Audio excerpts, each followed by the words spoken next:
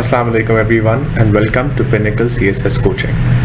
I am Ali Zafar and in today's video we're going to be talking about and discussing one of the most popular optional subjects which is US History. आज की इस video में हम इस subject को detail में discuss करेंगे। हम सबसे पहले तो इसकी एक इंट्रोडक्शन लेंगे, उसके बाद हम देखेंगे कि क्या ये आपके लिए सूटेबल है एज ए कैंडिडेट। हम देखेंगे किन कैंडिडेट्स के लिए सूटेबल है, इसके प्रोज क्या हैं, इसके कॉन्स क्या हैं। उसके बाद हम डिस्कस करेंगे कि इसके लिए मटेरियल और सोर्सेज हम क्या रिकमेंड करेंगे कि कौन सी सोर्सेज आपको हेल्प कर सकती हैं इस सब्जेक्ट को तैयार करने में। और लास्टली हम देखेंगे कि इस सब्जेक्ट को प्रिपेयर करने के लिए क्या टिप्स और टेक्निक्स हम आपको दे सकते हैं कि आप इसके अंदर बेहतर स्कोर कर सकें। तो चलें, let's start of with the introduction of the subject. US history as a subject, it's first of all in group number 6 जिसके अंदर बाकी सारे भी हिस्ट्री के होते हैं subjects. It is also of 100 marks. Even though it is called History of the United States, इसमें फिर भी आपने रिसेंट पास्ट पेपर्स में देखा भी होगा कि काफ़ी क्वेश्चंस आ रहे हैं जो कंटेम्प्रेरी इश्यूज और contemporary topics, let's say the presidency of Donald Trump, let's say Donald Trump's recent policies. For example 2018 के पेपर में क्वेश्चन आ गया था डोनाल्ड ट्रम्प की Afghanistan, Pakistan, south Asia policy के ऊपर। तो यू कैन एक्सपेक्ट कि कंटेम्प्रेरी टॉपिक्स भी इसके अंदर आ सकते हैं। Alright, now with that being said, now let's look at the syllabus for US history. Because it's very important whenever you're choosing an optional subject कि आप उस subject के syllabus को बहुत गौर से पढ़ो। ऐसे है कि हम हमेशा अपने स्टूडेंट्स को ये रिकमेंड करते हैं कि आपने इस चीज़ पे नहीं जाना कि कोई सब्जेक्ट आपने सुना हो कि स्कोरिंग है या नॉन स्कोरिंग है और आप इस बेसिस के ऊपर अपने सब्जेक्ट्स को चूज़ कर रहे हो। काफ़ी बार स्टूडेंट्स हमारे से पूछते हैं डिफरेंट सब्जेक्ट्स के बारे में कि क्या ये सब्जेक्ट स्कोरिंग है, क्या ये नहीं स्कोरिंग। इस पे हम हमेशा आपको ये कहते हैं कि जब भी आपने कोई सब्जेक्ट चूज़ करना है, आपने इस पे नहीं, इस क्वेश्चन में बॉग डाउन नहीं हो जाना कि ये सब्जेक्ट स्कोरिंग है या ये नहीं है, बल्कि आपने इसके अलावा 3 चीज़ों को गौर से अपने लिए समझना है किसी भी सब्जेक्ट के हवाले से। सबसे पहले ये आपने देखना है कि इस सब्जेक्ट में आपका इंटरेस्ट कितना है और आपका प्रायर नॉलेज कितना है इसके अंदर।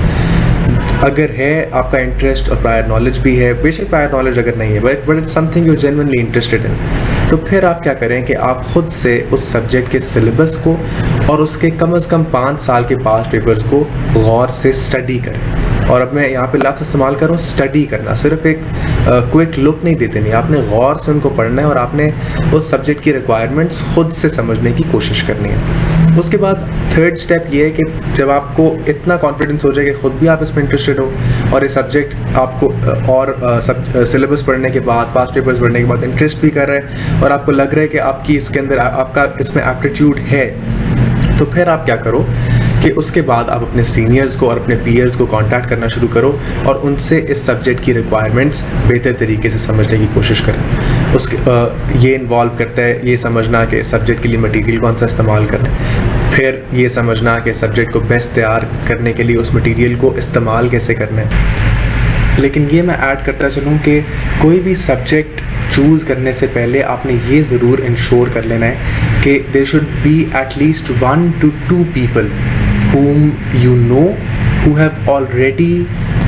studied for that subject and appeared for it in the exam. They can be your seniors, someone you met at an academy, a friend of a friend, teachers, anyone you know कि इसकी competence इस subject में है।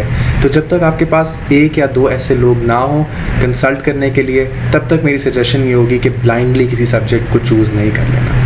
This can be a frustrating process finding the appropriate people, but trust me, अगर आप ये preliminary जो इसका काम है और जो प्रेपरेटरी वर्क है ये कर लोगे इंश्योर करने में ये सब चीज़ों को, तो इन द लॉन्ग रन आपको फ़ायदा होगा। तो ये जब 2-3 स्टेप्स आप कर लोगे, उसके बाद आपको फील हो कि हाँ मेरी कॉम्पिटेंस मुझे लग रहा है कि डेवलप हो रही है इस सब्जेक्ट को तैयार करने में, then you should opt for that subject. So in line with our suggestions we will now look at the syllabus for US history. सिलेबस को हम बहुत जल्दी से यहाँ पे देखेंगे बिकॉज ये एक ऐसा स्टेप है, एक ऐसा प्रोसेस है जो मैं चाहूँगा कि आप खुद से अपने टाइम में करें। टाइम निकाल के डिटेल से और गौर से सिलेबस को पढ़ें, पास्ट पेपर्स को देखें, फिर डिसाइड करें कि सब्जेक्ट आपके लिए अप्रोप्रिएट है कि नहीं। लेकिन क्योंकि हमने आगे डिस्कस करना होगा कुछ चीज़ों को जिनके लिए अच्छा होगा कि हमने एक बार सिलेबस देखा हो, let's quickly go over the syllabus. Syllabus को पढ़ना शुरू करने से पहले मैं आपको बस एक चीज़ पॉइंट आउट करना चाहूँगा कि यूएस हिस्ट्री के सिलेबस में अच्छी बात यह है कि कैसे नीटली डिवाइडेड है चंक्स में। आप खुद ही नोटिस करोगे इसको पढ़ते हुए। सबसे पहला जो है introduction from ancient times to 1492, वो देखें कैसे डिवाइडेड है, फ्रॉम एंशिएंट टाइम्स टू 1492। अगला advent of the Europeans to British supremacy 1492 से 1606, USA as a British colony 1606 to 1783 and so on। इस तरह ये जो डिविजन्स है ना, they really help you when you're studying। आप कोई अच्छी रिसोर्स, अच्छी बुक भी इस्तेमाल करेंगे जैसे हम आपको रिकमेंड करेंगे, तो फिर उसमें ये होगा कि आप अपनी पढ़ाई के साथ साथ भी ट्रैक रख सकोगे इस क्रोनोलॉजी का, और आप नोटिस करोगे कि कैसे this will help you in staying in control of your prep. ठीक है, तो जल्दी से आगे चलते हैं। USA as an independent colony, expansion of the USA, constitution of the USA, civil war between the North and the South, industrialization and its emergence as one of the world powers, USA's role in the two world wars, post-1945 world scenario and emergence of the USA and USSR as the two world powers, America's role in patronizing the UN, America's role in the Cold War, international concerns of the USA, the war on terror, global perceptions of the USA, progressive era reforms of Theodore Roosevelt and Woodrow Wilson, the Great Depression and the New Deal, civil rights movement, US role in international conflicts, US presidential election, US Congress and its mandate, separation of powers and checks and balances। ठीक है जी, ये तो हो गया इसका syllabus. हम आगे जब इसको डिस्कस कर रहे होंगे, I will point towards a few points in the syllabus when we're discussing the next components of this video। अब आगे हम देखते हैं कि हम इस क्वेश्चन को टैकल करते हैं कि should you opt for this subject or not। इसमें यह है कि आपने सबसे पहले एक तो वही प्रोसीजर, वही प्रोसेस अपने लिए करना है, सिलेबस पढ़ना है, पास्ट पेपर्स देखने हैं, लेकिन to help you make that decision in this video we'll offer you certain pros and cons of the subject and give our take on why you should opt for this subject। ठीक है जी, सबसे पहले हम देखते हैं कि subject के cons क्या हैं, क्योंकि डेफिनेटली ये भी कंसिडर करना बहुत ज़रूरी है। रिसेंट टाइम्स में ख़ास तौर पे आपने देखा होगा कि यूएस हिस्ट्री हैज़ shown या it has proven to be a very popular subject। आप अपनी तैयारी करते वक्त भी, लोगों से रिकमेंडेशंस लेते वक्त भी आपने नोटिस किया होगा कि lots and lots of people opt for this subject। इसका नुकसान क्या है? इसका नुकसान ये है कि जब किसी भी सब्जेक्ट के अंदर बहुत ज़्यादा कैंडिडेट्स हो जाते हैं तो तासुर ये पैदा होता है कि शायद ये सब्जेक्ट टारगेट हो सके। अब इसमें चांस है, you can't exactly be very certain and predict कि कौन सा सब्जेक्ट टारगेट होने वाला है, कौन सा नहीं होने वाला। And in any case it's not even very मतलब आप टेंजिबली प्रूव भी नहीं कर सकते कि कोई सब्जेक्ट टारगेट हुआ है भी कि नहीं। लेकिन एक तासुर ऐसा है कि when a subject gets too popular, there are too many aspirants और candidates appearing in that subject, वो सब्जेक्ट यूजुअली लेस स्कोरिंग हो जाया करता है। रिसेंट टाइम्स में ऐसी बात सामने आई है और आपने सुना होगा अपने सीनियर से, अपने पीयर्स से कि यूएस हिस्ट्री जो है उसको इसलिए उठाना नहीं चाहिए as a subject. While this may be true to some extent, but again, as a counter argument, I'll offer the same thing that I mentioned earlier, कि कोई भी सब्जेक्ट जो है उसके अंदर ये नहीं होता कि वो बाय नेचर स्कोरिंग है या बाय नेचर नॉन स्कोरिंग है। उस सब्जेक्ट की अगर आप रिक्वायरमेंट्स पे पूरा उतरते हो तो वो सब्जेक्ट डेफिनेटली आपके लिए स्कोरिंग होगा, खा वो पॉपुलर हो खा वो अनपॉपुलर हो। क्योंकि जिन सालों में सब्जेक्ट टारगेट भी होता है, यू कांट से कि no one cleared the subject and no one scored well in the subject. There are certain few people who did, and why were they able to do it? Because they understood the requirements of that subject. So ये जो argument है कि बहुत ज़्यादा इस पे बहुत ज़्यादा लोग इसके लिए ऑप्ट करते हैं, ये इस पे मत जाइएगा। आप जो उसके अलावा जो हमने आपको सजेशंस या स्टेप्स रिकमेंड किए हैं सब्जेक्ट सिलेक्शन के, उन पे फोकस कीजिएगा। Because and I will say this again, if you understand the requirements of a subject, अगर आप उन रिक्वायरमेंट्स को मीट कर सकते हो और आप एग्जाम डे पे अच्छा परफॉर्म कर सकते हो, तो आपको अच्छे मार्क्स लेने से उस सब्जेक्ट में कोई नहीं रोक सकता। सेकंड कॉन जो आप देख सकते हैं वो ये है कि it is a fact heavy subject. ये एक ऐसा सब्जेक्ट नहीं है जिसके अंदर वेग या एब्स्ट्रैक्ट कॉन्सेप्ट्स या एब्स्ट्रैक्ट थेरीज की बात हो रही हो और आपने उनको एक्सपाउंड करना हो, और उसके अंदर काफ़ी कहते हैं ना कि इधर उधर की बात करने की गुंजाइश हो या इसके अंदर गप्पे मारने की गुंजाइश हो। ये उस तरह का सब्जेक्ट एज सच नहीं है। और मैं ये क्यों कह रहा हूँ? मैं इसलिए कह रहा हूँ बिकॉज ये एक सब्जेक्ट है जो बेस्ड है हिस्टोरिकल फैक्ट्स के ऊपर। अब फर्ज करें कि कोई सवाल आ जाता है let's say Spanish American war पे, तो अनलेस आपने उस स्पेनिश अमेरिकन वॉर को अच्छी तरह पढ़ा होगा, आपको उसके की इवेंट्स पता होंगे, हिस्टोरिकल फिगर्स उसके अंदर कौन कौन से थे वो पता होंगे, और उसकी डेट्स पता होंगी। जब तक ये चीज़ें आपको नहीं पता होंगी तब तक आप उस क्वेश्चन को अटेम्प्ट नहीं कर सकोगे। इसी तरह अगर कोई क्वेश्चन आ रहा है let's say new England confederacy के ऊपर, आपने उसको नहीं पढ़ा होगा तो आप इधर उधर की बातें करके वो क्वेश्चन अटेम्प्ट नहीं कर सकोगे। तो इसमें ये है कि जनरल क्वेश्चंस, एब्स्ट्रैक्ट क्वेश्चंस ये ऐसे नहीं आते, स्पेसिफिक क्वेश्चंस आएंगे जिनके लिए आपको ऑलरेडी उन फैक्ट्स का पता होना चाहिए।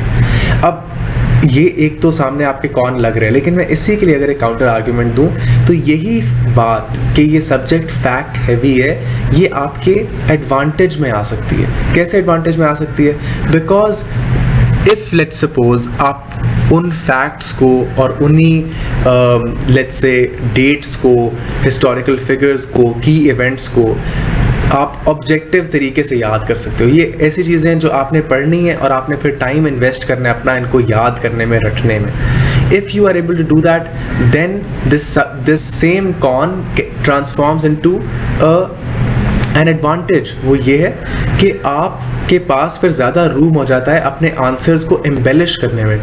आपके पास ज़्यादा रूम आपको मिल जाता है कि आप एग्जामिनर को प्रूव कर सको कि आपने एक्चुअली ये चीज़ें पढ़ी हुई हैं और आपकी कॉम्पिटेंस इसके अंदर है। बिकॉज स्ट्रेट फॉरवर्ड क्वेश्चंस होंगे and there will be a greater chance that you can hit the bull's eye if you know those facts. तो ये इसके कुछ कॉन्स थे, मैंने आपको उन्हीं के काउंटर आर्ग्यूमेंट्स भी ऑफर किए। उसके अलावा let's look at the pros of this subject. Pros में ये सबसे पहले तो मैं इस एम्बेलिशमेंट्स वाले प्रो को टारगेट करूँगा। ये वही पिछली वाली बात है कि इस सब्जेक्ट की अच्छी बात ये है कि क्योंकि इसके अंदर बहुत ज़्यादा फैक्ट्स हैं, उन्हीं फैक्ट्स को अगर आप याद कर लो और अगर आप उन्हीं को इस्तेमाल करो अपने आंसर्स को एम्बेलिश करने में, तो then you can really make your answers stand out.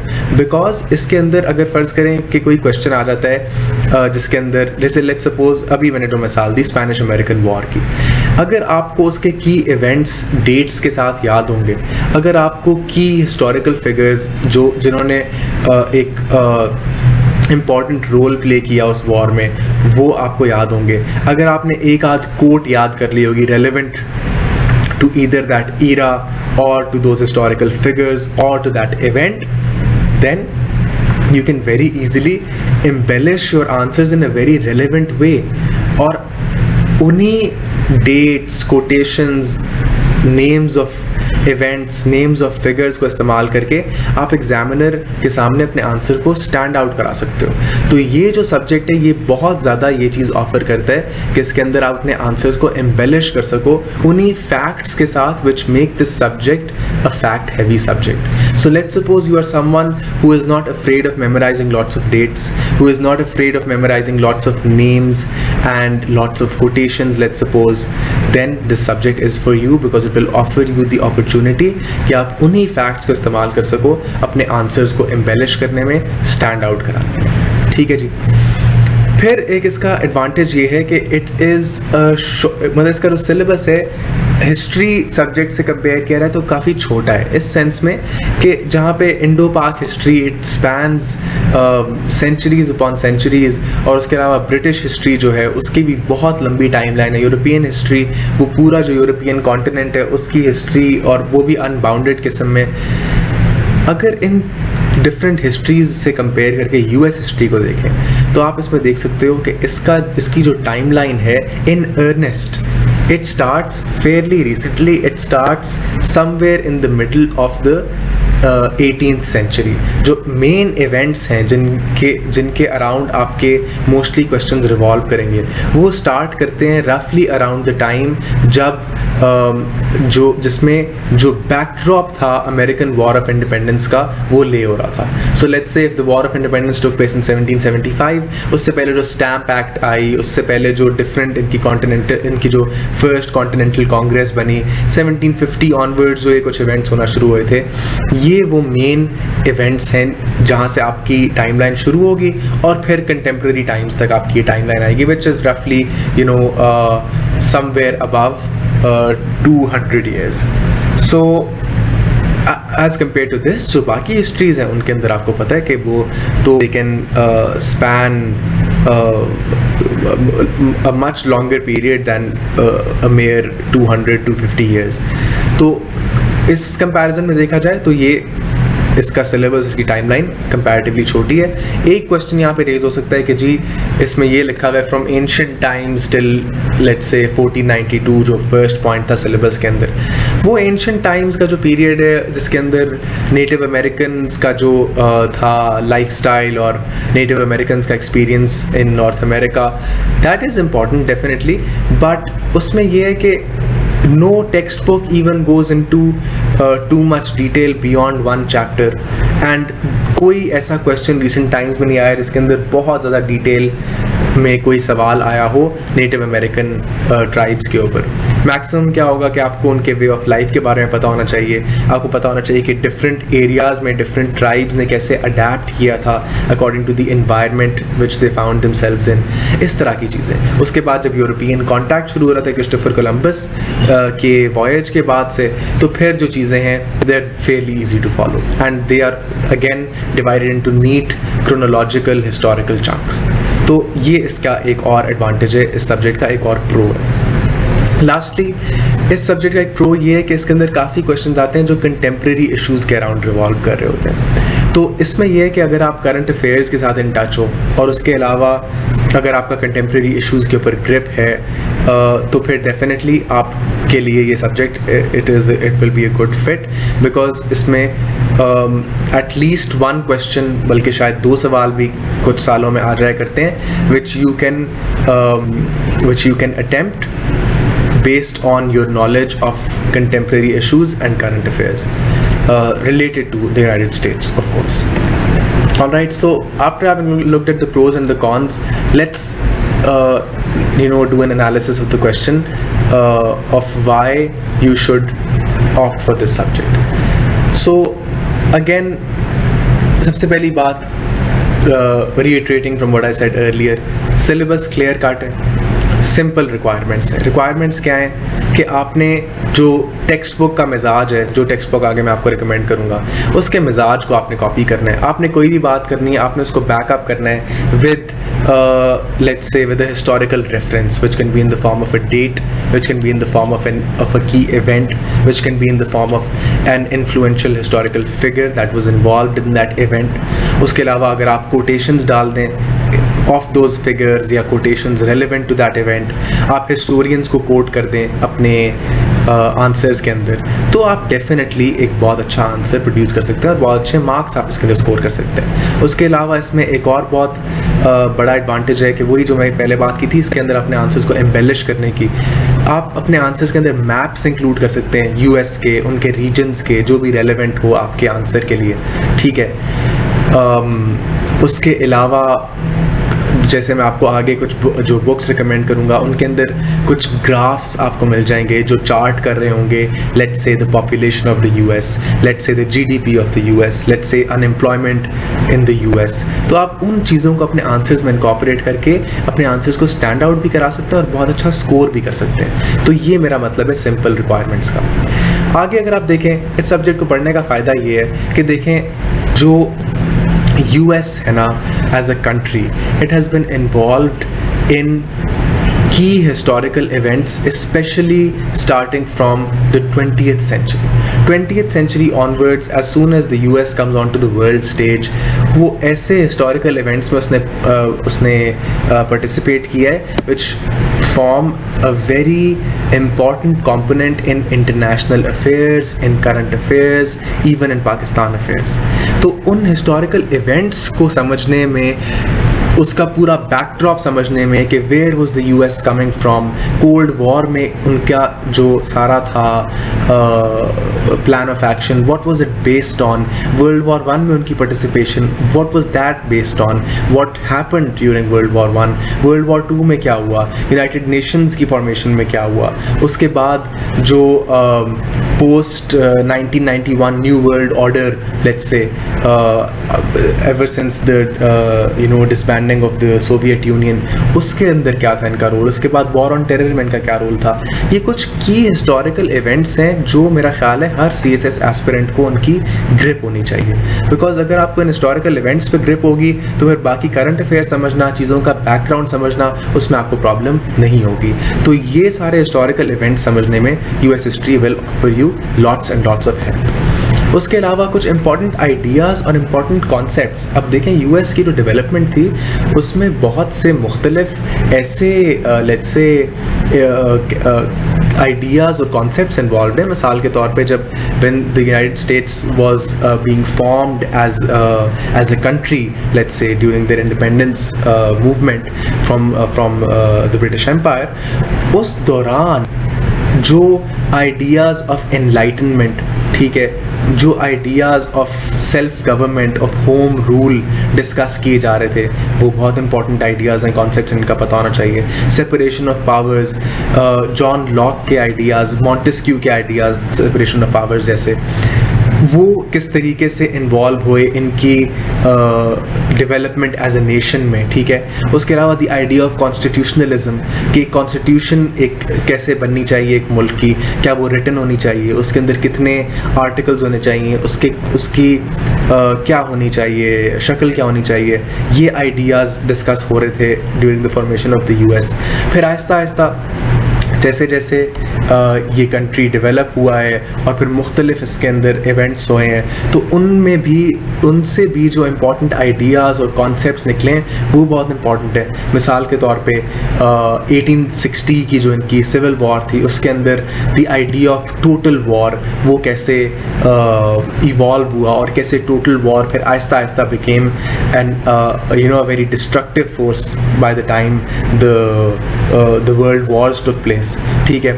उसके बाद फिर अगर हम रिसेंट टाइम्स में आ रहे हैं 20th सेंचुरी के हम एक्सपीरियंस देखना शुरू कर दें, तो उसके अंदर भी बहुत इंपॉर्टेंट आइडियाज़ और कॉन्सेप्ट्स के अंदर US ने पार्ट लिया है, पार्टिसिपेट किया है. For example the Kellogg Briand pact, the pact of Paris of 1928, जिसके अंदर आउटलॉरी ऑफ वॉर, के वॉर को आउटलॉ करना डिस्कस किया गया था. This was the backdrop of article 24 of the United Nations charter. तो ये भी पूरा इसके अंदर भी US की इन्वॉल्वमेंट. फिर कोल्ड वॉर, उसके अंदर जो डिटरेंस का था कॉन्सेप्ट, उसके अंदर US की इन्वॉल्वमेंट. फिर डोमिनो थ्योरी जो कोल्ड वॉर के अंदर US ने डेवलप की थी कम्युनिज्म को चैलेंज करने के लिए, टैकल करने के लिए. तो इन सब आइडियाज़ और कॉन्सेप्ट्स के साथ डील करना, इन सब को समझना, इसमें US history as a subject आपको बहुत हेल्प करेगा. So well, that being said, we have discussed the pros and cons of the subject. I've given you my take on why this subject has been is a very informative subject, and is a subject which will help you grasp key ideas, important ideas from history and international affairs, international relations. So again, this is our take on the subject. The choice is yours. Do perform your due diligence and your own do your own homework when deciding on whether you're going to be opting for this subject or not. And if you do, then the next section of this video, in which we'll be discussing the materials and sources, that will prove to be very helpful. So now let's move to that. All right. Materials और sources हमने कौन से इस्तेमाल करने हैं US history को तैयार करने के लिए, इसको भी मैं अब डिवाइड करूँगा दो चंक्स में. एक तो है आपकी एसेंशियल रीडिंग, ठीक है, और कुछ है उसके बाद फिर सप्लीमेंट्री चीज़ें. ऑलराइट, सो एसेंशियल रीडिंग में एक एसेंशियल किताब है और वो है AP US हिस्ट्री की बुक बाय AMSCO पब्लिकेशंस। अब इसका जो लिंक है या इसका जो डाउनलोड लिंक है, I will paste it in the description so you can download this book. इस बुक के बारे में मैं आपको कुछ चीज़ें बताता चलूँ। वो ये है कि ये बुक काफ़ी लेंथी है। इट इज़ रफली 900 something pages long and it is very detailed. तो इसको पढ़ना थोड़ा सा मतलब आपको इसके लिए टाइम ठीक ठाक निकालना पड़ेगा और आपको प्रिपेयर्ड रहना पड़ेगा कि you need to take out a good amount of time to really read this book and understand it. लेकिन इसकी अच्छी बात यह है कि इसको समझना मुश्किल नहीं है। It is not a very dense book. It is not a book written by let's say an academic and जिसने डिफरेंट एसेज पे बेस करके अपनी US हिस्ट्री की किताब लिखी हो। No, it is a textbook. It is a textbook that has been made for the AP exam. AP होता है एडवांस्ड प्लेसमेंट। एडवांस प्लेसमेंट के लिए के US हिस्ट्री सब्जेक्ट के लिए जो लोग तैयारी कर रहे हैं उनके लिए किताब बनाई गई है। बहुत अच्छे तरीके से जैसे एक टेक्स्ट बुक होनी चाहिए उस तरह बनाई गई है। हर टॉपिक सब टॉपिक्स में डिवाइडेड है और वो फर्दर सब टॉपिक्स में डिवाइडेड होते हैं। जहाँ पे ऑथर बुलेट पॉइंट से काम इस्तेमाल कर सकता है वो बुलेट पॉइंट से अपना काम चला लेता है। फिर जगह जगह इन्होंने क्या किया हुआ है कि वही जो मैंने एम्बेलिशमेंट्स की बात की वो चीज़ें इसके अंदर इंक्लूड की हुई हैं। हर चैप्टर एक कोटेशन से शुरू होता है, ठीक है। उसके अलावा जगह जगह आपको कोटेशंस मिल जाती हैं हिस्टोरियंस की, हिस्टोरिकल फिगर्स की। उसके अलावा मैप्स मिल जाते हैं, उसके अलावा आपको ग्राफ्स मिल जाते हैं। तो इस तरह की एम्बेलिशमेंट्स ढेर सारी इस किताब में मिल जाएंगी। उसके अलावा इस किताब को मैं क्यों रिकमेंड करूँगा, उसकी वजह ये है कि ये जो बुक है ना, 1 it is a textbook and 2 it is really well written and it has been written for with an exam perspective in mind, ठीक है। बाकी जो किताबें होती हैं, अगर फ़र्ज़ करें कि आप किसी डिटेल्ड किताब में चले जाएं, लेट्स सपोज हार्वर्ड जिम की जो किताब है, I think it's called people's history of the US। खैर, उस तरह की किताबें जो है ना वो बहुत डिटेल्ड होती हैं, वो एक एकेडमिक पर्सपेक्टिव से लिखी होती हैं। उसके अंदर वो बहुत ऐसे बेस्ड प्रोजेक होती हैं बहुत ज़्यादा, और वो उन लोगों के लिए लिखी होती है जिनको ऑलरेडी एक आइडिया है ऑफ द सब्जेक्ट मैटर और उसके ऊपर वो एक नुआंस्ड पर्सपेक्टिव डेवलप करना चाह रहे हैं। This book is a text book, it will develop your perspective from scratch. और सबसे अच्छी बात ये है कि ये बुक डिटेल्ड है और ये कोई भी जो लिंक है ना बिटवीन 2 इम्पॉर्टेंट फैक्ट्स और 2 इम्पॉर्टेंट इवेंट्स उसको मिस नहीं करती। देखें, हिस्ट्री जब आपने पढ़नी होती है ना तो बहुत ज़रूरी होता है कि एक कड़ी से दूसरी कड़ी मिल रही हो। जब ये लिंकेजेस बन रहे होंगे आपके दिमाग में डिफरेंट इवेंट्स के और डिफरेंट कॉन्सेप्ट्स के, तब आपके दिमाग में एक सॉलिड अंडरस्टैंडिंग बनेगी of the entire perspective that you are going to be developing of US history. अगर वो कड़ी से कड़ी नहीं मिल रही होगी, अगर आपको ऐसी किताब पढ़ लेंगे, आप किसी के नोट्स से काम चलाने की कोशिश करेंगे, आप कोई सब स्टैंडर्ड किताब पढ़ने की कोशिश करेंगे, तो आपके दिमाग में वो इसका स्कीमा पूरी तरह डेवलप नहीं होगा। आपका वो दिमाग में कड़ी से कड़ी नहीं मिल रही होगी। तो ये जो है ना चीज़, ये बहुत ज़रूरी है कि आप एक डिटेल्ड पर्सपेक्टिव एक बार ज़रूर डेवलप कर लें। उसके बाद आपने जब इसके नोट्स बनाए हो उसके बाद रिविजन के टाइम पे नोट्स से काम चलाएं, लेकिन एक बार इस किताब की जो रीडिंग है ना वो आप एक बार गुजार दें। उसके लिए टेक आउट सम टाइम, अपने जो टाइम की एलोकेशन है अपने हिसाब से करें। रफली 900 पेजेस हैं इस बुक के, बल्कि शायद एक्स्ट्रा पेजेस निकाल के 800-850 हो जाएं। अपने डेज आप देख लें कितने आपके पास डेज हैं, divide the number of pages over the number of days you allocated to this subject, और बस उसके बाद आप लग जाएं। तो मेरा ख्याल है इस सब्जेक्ट के लिए आप let's suppose you can get done with this book if you dedicate your time to it in let's say 6, 7, 8 days inshallah hopefully। लेकिन इसके एंड में फ़ायदा क्या होगा? इसके एंड में फ़ायदा ये होगा कि आपका एक डिटेल्ड पर्सपेक्टिव बना होगा US हिस्ट्री का, चीज़ें मिस नहीं हो रही होंगी, आपके नॉलेज में गैप्स नहीं होंगे। उसके अलावा आपको बहुत इंपॉर्टेंट एम्बेलिशमेंट्स मिल गई होंगी जिनसे आप अपने आंसर्स को स्टैंड आउट करा सकेंगे, ठीक है। With all of this being said, there are some chapters of this book जिनको आप बेशक स्किप भी कर सकते हो। मिसाल के तौर पे अगर आपने पढ़ने से पहले सिलेबस और पास्ट पेपर्स को बहुत गौर से देख लिया हो, तो फिर जैसे जैसे आप आगे जा रहे होगे आप देखोगे कि कुछ इसमें चैप्टर्स हैं, जैसे कि मिसाल के तौर पे कॉलोनियल लाइफ के बारे में, कि उसके कॉलोनीज़ के अंदर लोगों का लाइफस्टाइल कैसा था, how did the men live, how did the women live. इनको तैयार करना इतना ज़रूरी नहीं है as compare to let's suppose the progressive era, या let's suppose the participation of the US in world war 2 या द न्यू डील। इस तरह के इंपॉर्टेंट जो टॉपिक्स हैं उनसे कंपेयर करो तो life in the colonies fairly unimportant topic. उसके अलावा जब रिफॉर्म मूवमेंट्स शुरू होती हैं before and after the civil war, बल्कि जो एंटी बेलम रिफॉर्म मूवमेंट्स हैं, pre war reform movements 1860 civil war से पहले, उनमें कई ऐसी मूवमेंट्स हैं जिनके इतने ज़्यादा नाम हैं और मुख्तलिफ मूवमेंट्स, मुख्तलिफ कह लो कल्ट्स फॉर्म होती हैं, तो उनको आप अगर बेशक स्किम थ्रू कर लें तो आपका नुकसान नहीं होगा, ठीक है। तो थोड़ी सी स्मार्ट स्टडी डेफिनेटली आपको हेल्प करेगी, लेकिन जो मेजर की इवेंट्स हैं वो आप इस किताब से कर लेंगे तो आपका जो कॉन्सेप्ट है वो बहुत ज़्यादा डिटेल्ड बन गया होगा। So this is a book that we will recommend as an essential reading. फिर आगे आते हैं सप्लीमेंट्री चीज़ों के लिए। अब ये सप्लीमेंट्स की ज़रूरत भी क्यों पड़ रही है? ये तब ज़रूरत पड़ रही है if you want to go the extra mile, ठीक है। ज़ाहिर है आप जितना एफर्ट करेंगे उतना आपको रिवॉर्ड मिलेगा। एसेंशियल रीडिंग इज़ इनफ, वो आपकी तैयारी बहुत सॉलिड कर देगी, लेकिन डेफिनेटली देखें ये एक ऐसा सब्जेक्ट है, एक नई चीज़ है जो आपने पढ़ना शुरू की है, तो इट्स ऑलवेज बेस्ट कि आप जितने ज़्यादा मुख्तलिफ आप सोर्सेज से रेफ़र कर सकें उतना बेहतर आपका ना इसके ऊपर कॉन्सेप्ट डेवलप होगा। तो कुछ और रिसोर्सेज जो मैं आपको सजेस्ट कर सकता हूँ, उनमें सबसे पहले आती है क्रैश कोर्स US हिस्ट्री। ये एक वीडियो सीरीज़ है जो क्रैश कोर्स वालों ने बनाई हुई है US हिस्ट्री के ऊपर, तो इसका भी लिंक मैं साथ पोस्ट कर दूंगा।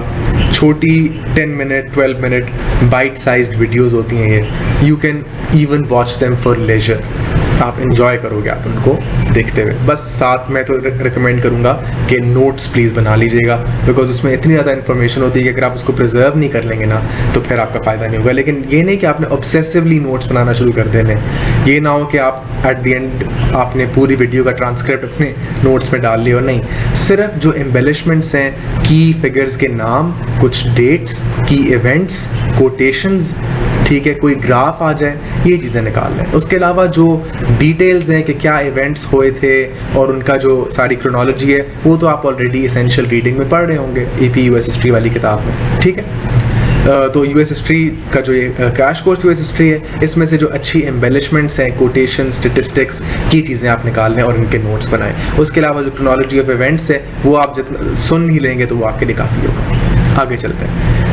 वर्ल्ड टाइम्स की जो US हिस्ट्री की किताब है वो एक अच्छी रिसोर्स होगी कि आप अपनी एसेंशियल रीडिंग के बाद, क्रैश कोर्स US हिस्ट्री के बाद और चीज़ें देखने के बाद, अगर आपने इंश्योर करना हो कि मेरी तैयारी जो है वो कॉम्प्रिहेंसिव हो गई है कि नहीं, तो उसके लिए मैं रिकमेंड करूँगा कि आप वर्ल्ड टाइम्स की US हिस्ट्री की किताब खरीदें। इसमें आपने ये करना है कि कोई भी ऐसी चीज़ हो जो आपने ऑलरेडी पढ़ी हुई हो, अपने एसेंशियल रीडिंग में या क्रैश कोर्स में आपने ऑलरेडी उसको देख लिया हो, उसको आपने फिर से इस किताब से नहीं करना, क्योंकि सिर्फ आपका टाइम ज़ाया हो रहा होगा। आपने ऑलरेडी उसको एक ज़्यादा रिप्यूटेड रिसोर्स से कवर कर लिया होगा।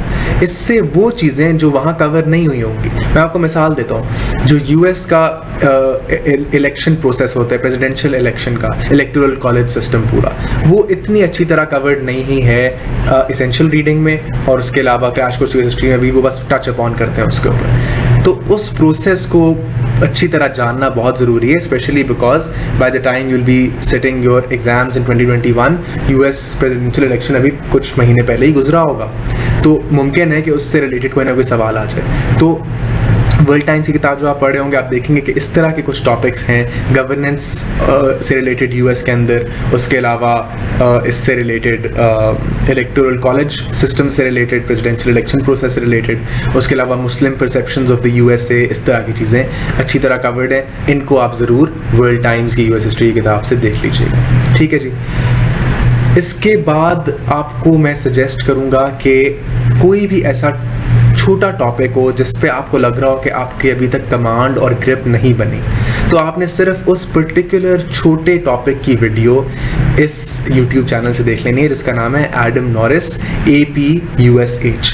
ये भी AP का जो एग्ज़ाम है एडवांस प्लेसमेंट का US हिस्ट्री का, उसकी तैयारी के लिए ये एडम नॉरिस वीडियोस वहाँ पे अपलोड करता है। तो इनकी वीडियोस का ये फ़ायदा है, अगेन बाइट साइज्ड छोटी वीडियोस होती हैं, छोटी सी प्रेजेंटेशन बनाई होती है एक चीज़ के ऊपर, लेकिन एक पूरा टॉपिक का जो आपको पूरा कॉन्सेप्ट जो चाहिए होता है ना वो आपको इससे मिल जाता है। तो सिर्फ सिलेक्ट छोटे टॉपिक्स जिनके बारे में आपको लगता है कि अभी तक आपकी कॉम्पिटेंस पूरी तरह नहीं डेवलप हुई, from the essential reading and from the earlier ये जो 2 सप्लीमेंट्री सोर्सेज हैं, फिर आप ज़रूर एक छोटी सी कोई वीडियो इस पर देख के उसके नोट्स बना लें, आपका कॉन्सेप्ट बिल्कुल क्रिस्टल क्लियर हो जाएगा।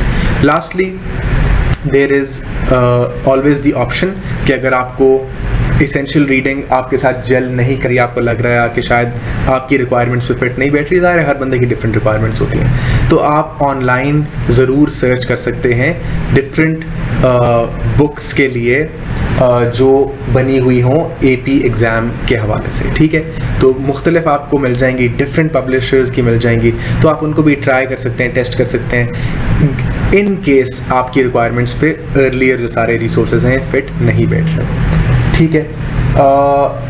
इसके अलावा लास्टली, इवन दो ये वीडियो में I forgot to mention this, there is always the option that you can buy a book which has been published by Dogar Brothers Publications, which is based on past paper questions of the US history exam. That book has been authored by me. I will paste the link to that in the description as well, and if anyone's interested in a book which deals with these topics in the form of answers to questions that have been asked in the CSS exams, that book is a good fit for you. तो ये तो हो गए जी सारे इसका sources और जो material आपने कंसल्ट करना है। इसके बाद अगर हम लास्टली देखें टिप्स एंड टेक्निक्स को, तो ये एक बहुत ज़रूरी फाइनल कंपोनेंट है इस वीडियो का। टिप्स एंड ट्रिक्स और टिप्स एंड टेक्निक्स के लिए सबसे पहले तो देखते हैं कि ड्यूरिंग प्रेप आपने क्या चीज़ें अपने जहन में रखनी है। ये मैं रीइटरेट कर रहा हूँ, मैं ऑलरेडी कह चुका हूँ, लेकिन आपने पढ़ते वक्त ख़ास तौर पे एसेंशियल रीडिंग जब आप कर रहे हैं तो फिर आपने you have to keep an eye out for quotations, for maps, statistics, diagrams, graphs, names of historians and their quotations. ये चीज़ें आपके आंसर्स को स्टैंड आउट करेंगी।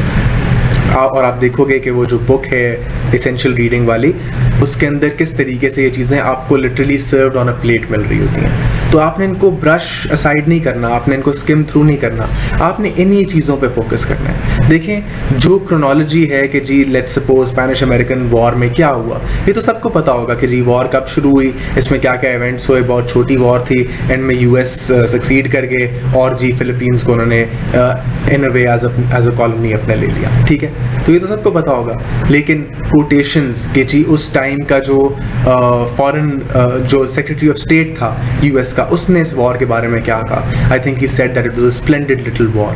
तो ये आप कोट जब वहाँ पे करेंगे तो फिर आपकी बात में वजन आएगा। फिर अगर आपने साथ मैप भी इसका याद कर लिया, ओके लेट्स सपोज आपने फिलीपींस का या कोई सा भी आपने मैप कोई याद किया जो रेलेवेंट हो स्पेनिश अमेरिकन वॉर के, और आपने अपने आंसर में उसको इंक्लूड कर दिया, तो आपका आंसर नेचुरली स्टैंड आउट करेगा। स्टेटिस्टिक्स आपको पता हो कि जी लेट्स से कितनी नेवल फोर्सेस जो थी उनका साइज़ क्या था इस वॉर में, ठीक है। फिर लेट्स से आपको डायग्राम्स आपको याद हो, मिसाल के तौर पे इस एसेंशियल रीडिंग वाली बुक में एक बहुत अच्छा डायग्राम दिया हुआ है जो प्रोग्रेसिव ईरा को सम अप कर रहे हैं कि उसमें उसके कॉजेज़ क्या थे, उसके दौरान क्या क्या मूवमेंट्स चली और फिर आउटकम्स क्या निकले, एक फ्लो चार्ट सा बना हुआ है। ये इस तरह के डायग्राम्स आप खुद भी इम्प्रोवाइज करके बनाओ और अपने आंसर्स में इंक्लूड करो, they will make your answer stand out. Graphs आपको ढेर सारे मिल जाएंगे, GDP के मिल जाएंगे, ट्रेड के मिल जाएंगे मुख्तलिफ टाइम्स पे। उनको आपने ब्रश असाइड नहीं करना, आपने उनको याद करना है, अपने आंसर्स में इनकॉर्पोरेट करना है। एंड लास्टली मोस्ट इम्पॉर्टेंटली, इस बुक के चैप्टर के एंड में एक हमेशा एक छोटा सा इन्होंने पता नहीं आई थिंक हिस्टोरिकल पर्सपेक्टिव के नाम से छोटा सा सेक्शन दिया होता है, उसको भी स्किप नहीं करना। उसके अंदर से आपने एक्सट्रैक्ट करने हिस्टोरियंस के नाम और उन्होंने क्या क्या बातें कही हैं डिफरेंट टॉपिक्स या डिफरेंट इवेंट्स के बारे में, और उनको आपने इनकॉर्पोरेट करना है अपने आंसर्स में। You can start of your answers with quotes from those historians, तो बहुत इंप्रेसिव लगेगा, बिकॉज इट विल शो कि आपको ना सिर्फ कमांड है इस पे मटेरियल पे और इवेंट्स पे और क्या क्या हुआ था उस पर, बल्कि आपको ये भी कमांड है कि डिफरेंट हिस्टोरियंस ने अपना एनालिसिस क्या क्या दिया है इवेंट्स के ऊपर। तो naturally these things will make your answers stand out. These are the requirements of this subject. ये मिजाज है इस सब्जेक्ट का, और आप अगर ये चीज़ें कर लोगे तो आपको अच्छे मार्क्स देने से कोई इस सब्जेक्ट में नहीं रोक सकता। इसके बाद do make an extra effort, please do make an extra effort to remember key dates and to remember the names of historical figures. अगर आपके आंसर्स में डेट्स और ये चीज़ें नेम्स ऑफ हिस्टोरिकल फिगर्स नहीं रिफ्लेक्ट हो रहे होंगे तो फिर एग्जामिनर को पता चल जाएगा कि आपका जो कॉन्सेप्ट या नॉलेज या स्कीमा जो बना हुआ है इस टॉपिक के बारे में वो थोड़ा शेकी है। डेट्स जो है वो आपको भी कॉन्फिडेंस देती हैं अपना आंसर लिखते वक्त कि भाई मुझे इस चीज़ का पता है, ठोस तरीके से पता है, ठीक है। तो ये डेट्स याद करने में थोड़ा सा टाइम प्लीज़ इन्वेस्ट कीजिएगा। These will not just make your answers stand out, but these will give you the confidence while writing your answers that you are on the right track. इसके बाद जी देखते हैं a few tips for exam day. Tips for exam day जी ये हैं कि number 1, ये चीज़ जो मैं आपको बताने लगा हूँ, this applies to all subjects across the board for the CSS।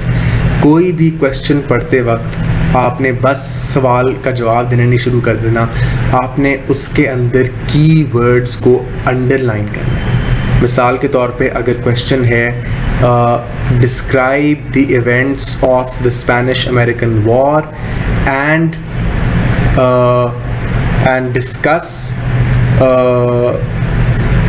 discuss the long-term repercussions of that war on American society। इसमें आपने क्या करना है कि सबसे पहले अंडरलाइन करना है events of the Spanish American war या जो भी स्पेनिश अमेरिकन वॉर, फिर repercussions of this long-term repercussions on American society। आपने देखना है कि इसके अंदर ये 2 कंपोनेंट्स हैं, कुछ क्वेश्चंस के अंदर 3 कंपोनेंट्स बनेंगे। इन कंपोनेंट्स को आपने सेपरेटली और स्पेसिफिकली एड्रेस करना है अपने आंसर्स के अंदर। To some people listening to this might sound like a no brainer. आप कह रहे होगे ऑब्वियस सी बात है जी, हर कंपोनेंट को सेपरेटली हमने करना होगा, लेकिन मैंने कई आंसर्स चेक किए हैं, मैंने कई स्टूडेंट्स का काम देखा है जिसके अंदर सेपरेटली और डिस्टिंक्टली हर कीवर्ड और हर रिक्वायरमेंट ऑफ द क्वेश्चन को एड्रेस नहीं किया होता। तो बस मेरा फ़र्ज़ है कि मैं आपको इसको बताऊं कि आपने उसको ब्रेक डाउन करना है इनटू कीवर्ड्स, की कंपोनेंट्स ऑफ द क्वेश्चन, और उनको सेपरेटली एड्रेस करना है। Next step for exam day, जो सारी हमने एम्बेलिशमेंट्स की since the start of the video जो हमने बात की है, उनको लाजमी तौर पे इनकॉर्पोरेट करना है अपने आंसर्स के अंदर और मेक इट अ हैबिट। जब आपने मॉक एग्जाम्स कर रहे होगे, जब आप प्रैक्टिस क्वेश्चंस कर रहे हो, मेक इट अ हैबिट कि आपको पता हो कि मैंने ये चीज़ें अपने आंसर्स में इनकॉर्पोरेट करनी है लाजमी। लेट्स से 1 कोड पर आंसर एटलीस्ट, ठीक है, और आ जाए तो ज़बरदस्त है, 1 map at least, 1 set of statistics at least, ठीक है। इस तरह आपने ना कोई रूल्स बना लें जो आपको हेल्प करें अपने आंसर्स को फॉर्मुलेट करने में। Third tip for exam day, now this ये जो लास्ट ये 2 टिप्स हैं जो मैं आपको देने लगा हूं ना, ये हैं जो आपके आंसर्स को स्टैंड आउट भी कराएंगी और आपको एक एज देंगी ऑन एग्जाम डे। अगर एक हिस्टोरिकल क्वेश्चन आता है और आपको उसका लिंक नज़र आ रहा है किसी कंटेम्प्रेरी डिबेट से, तो आपने इनको लिंक कर देना है। मिसाल के तौर पे अगर लेट्स सपोज जॉर्ज वॉशिंगटन की पॉलिसीज़ के ऊपर सवाल आ जाता है, तो जॉर्ज वॉशिंगटन हिस्टोरिकली हम देख रहे हैं कि he was an advocate of isolationism. वो कहता था कि US अपने हदूद में रहे, ज़्यादा इंटरनेशनल वर्ल्ड के अफेयर्स में ना इंटरवीन करें और अपने आप को पहले स्ट्रेंथन करें। ठीक है, तो क्वेश्चन तो है जॉर्ज वाशिंगटन की पॉलिसीज पे, उसमें आपने डिफरेंट पॉलिसीज की बात करी, डिफरेंट पॉलिसीज की बात करती, ठीक है, लेकिन फिर आप एक सेक्शन इसके अंदर डालें जिसके अंदर आप देखें कि हाउ डू कंटेम्प्रेरी डिबेट्स या contemporary policies of the US link with the policies of George Washington in a historical context.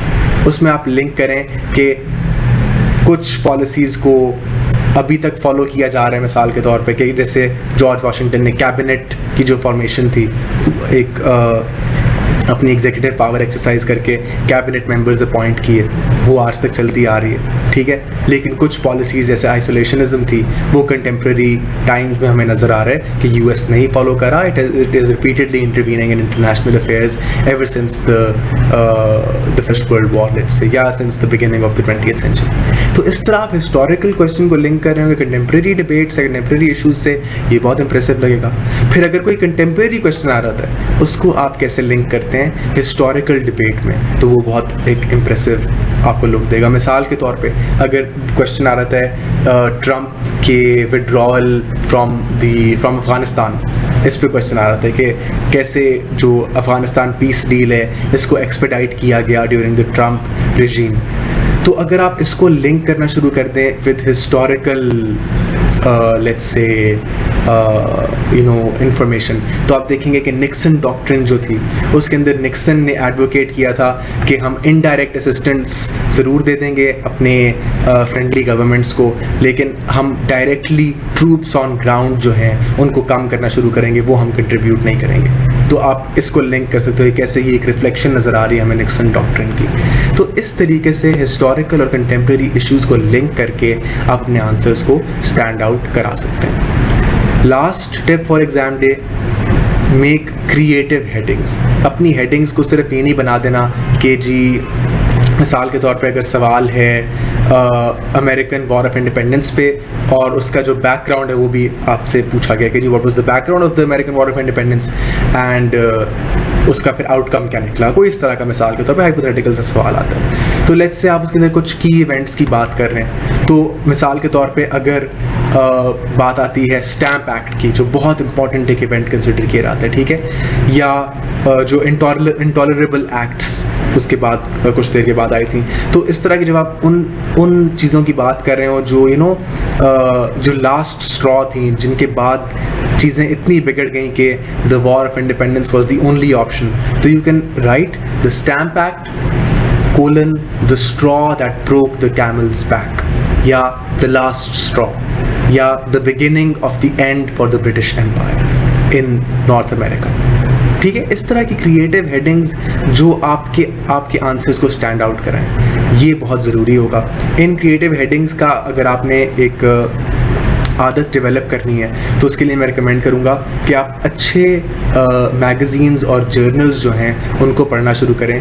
For example foreign affairs, the economist, इनमें क्या होता है कि इन्होंने अपने जो इनमें आर्टिकल्स होते हैं और जो इनमें पीसेस होते हैं उनमें बहुत खूबसूरत तरीके से उन्होंने अपने आइडियाज़ को राइटर्स ने या एडिटर्स ने डिवाइड किया होता है इस तरह के सेक्शंस में, और उनके छोटे छोटे हेडिंग्स दिए होते हैं जो बहुत क्रिएटिव होते हैं. तो अगर आप थोड़ा सा टाइम इन्वेस्ट करके, बहुत ज़्यादा टाइम नहीं, इतना टाइम इन चीज़ों पे इन्वेस्ट नहीं करना कि आपकी अपनी पढ़ाई जो कोर्स जो सिलेबस है वो सफ़र करना शुरू कर दे, लेकिन हफ्ते में कोई घंटा निकाल लिया, फ्रॉम टाइम टू टाइम कोई आपने आधा घंटा कुछ निकाल लिया, कोई एक आर्टिकल पढ़ लिया जिसमें आपने देखा कि कैसे उन्होंने उन मैगज़ीन या जर्नल आर्टिकल्स के जो ऑथर्स हैं उन्होंने कैसे क्रिएटिव हेडिंग्स इनकॉर्पोरेट की हैं अपने आर्टिकल्स को इम्प्रेसिव बनाने के लिए. तो वहाँ से आपको एक अच्छी एक हैबिट डेवलप हो सकती है कि आप भी अपने आंसर्स के अंदर उस तरह की हेडिंग्स को इनकॉर्पोरेट करें. ठीक है जी. So this is all for this video. हमने काफ़ी कुछ डिस्कस किया. हमने डिस्कस किया इस सब्जेक्ट के बारे में एक इंट्रोडक्शन.